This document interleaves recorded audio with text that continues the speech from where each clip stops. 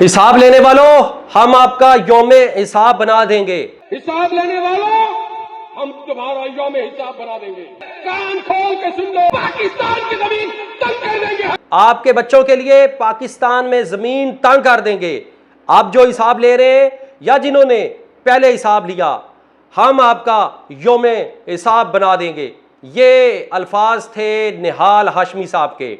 आज निहाल हाशमी सिंध के गवर्नर बन गए हैं और वज़ीर आज़म पाकिस्तान ने और नवाज शरीफ साहब ने यह मंजूरी दे दी है कि अगले कासिम टिसोरी की जगह पे जो गवर्नर होंगे सिंध के, वो जनाब निहाल हाशमी साहब होंगे।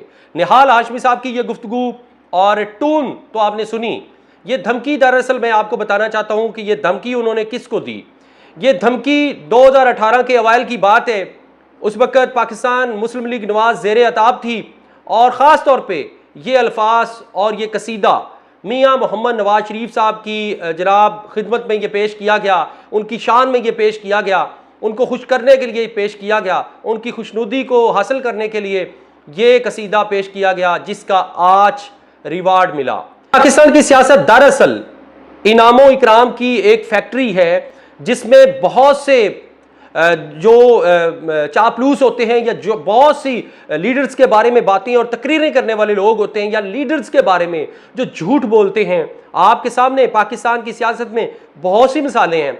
जितना ज़्यादा कोई झूठ बोलेगा, जितना ज़्यादा कोई वोकल होगा, जितना ज़्यादा कोई बोलेगा और जितना ज़्यादा कोई पार्टी को या लीडर्स को, ख़ास तौर पे बड़े लीडरों को, जिस तरह इमरान खान हो गया, नवाज शरीफ साहब हो गए, आसफ अली जरदारी साहब हो गए, इनको जो डिफेंड करेगा उनको ओहदे मिलेंगे। और ये आपके सामने मोटी मिसाल है निहाल हाशमी की। निहाल हाशमी साहब कौन है, इनके बारे में थोड़ा सा आपको मैं तारफ इनका बता देता हूँ। निहाल हाशमी साहब 28 जनवरी 1960 को कराची में पैदा हुए और इन्होंने जो स्टूडेंट पॉलिटिक्स का आगाज़ किया और ये प्रेसिडेंट रहे पाकिस्तान यूथ लीग के, स्टूडेंट लीडर के दो अदवार में ये प्रेसिडेंट के ओहदे पे भी फाइज रहे, स्टूडेंट लीडर को इन्होंने लीड किया। और इसके बाद ये 1980 के बाद ये बतौर वकील इन्होंने बाकायदा अपनी प्रैक्टिस का आगाज़ किया और इन्होंने क्रिमिनल और जो आइनी मुकदमात हैं उनको लिया और इनको इसमें इन्होंने बड़ी ख़ास दस्तरस हासिल की, इनको ख़ास मकाम हासिल था। कराची के अहम वकला में इनका शुमार होता है। और इनके अगर ख़ास केसेस की बात करें जो इन्होंने लड़े, इसमें एक बड़ा केस था 1999 का नैब का केस जो मियाँ मोहम्मद नवाज शरीफ के खिलाफ था, उसमें इन्होंने नवाज शरीफ साहब की वकालत की।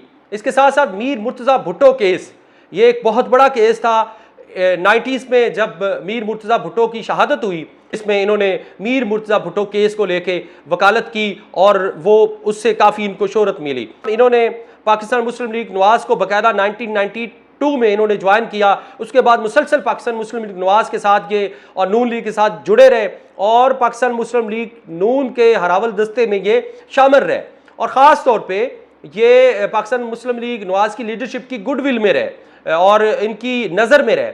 और इसके बाद इनको सेनेटर भी बनाया गया, इनको सिंध में सेक्रेटरी जनरल का ओहदा भी मिला और सिंध का प्रेसिडेंट पाकिस्तान मुस्लिम लीग नवाज का भी इनको बनाया गया। और इसके बाद 2015 से लेकर 2018 तक इनको जनाब सेनेटर बनाया गया और 2018 में इनको इस्तीफ़ा देना पड़ा सेनेटरशिप से जब इन्होंने वायलेशन की पार्टी पुलिस की और इसके बाद इनको कहा गया कि आप इस्तीफ़ा दें। इसके बाद इन्होंने इस्तीफ़ा दिया और 2018 में ही इनकी एक वीडियो वायरल हुई जिसमें इन्होंने धमकियां लगाई।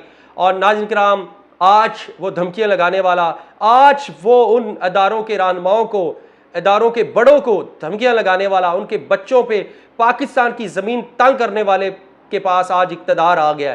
क्या निहाल हाशमी साहब उन बड़ों के आज बच्चों पे पाकिस्तान की ज़मीन तंग करेंगे? ये तो एक सवालिया निशान है। लेकिन नाज़रीन किराम, ताकत हमेशा नहीं रहती। आज साकिब निसार नहीं है तो कल को निहाल हाशमी भी नहीं होंगे। कल निहाल हाशमी ज़ेर अताब था, आज निहाल हाशमी एक अहम ओहदे पे फाइज है। आज साकिब निसार का नाम नहीं है, कल साकिब निसार की तूती बोलती थी। नाज़रीन किराम, ये लाठी अल्लाह के हाथ में है, उसकी लाठी बेआवाज़ है और सदा बादशाही मेरे अल्लाह के पास है। नाज़रीन किराम, निहाल हाशमी को गवर्नर सिंध बनाया गया है, इस पर आप क्या कहते हैं? अपनी राय कमेंट सेक्शन में ज़रूर बताइएगा। मुझे राय गुलाम अली को दीजिए इजाज़त। अल्लाह आपका हामी नासर।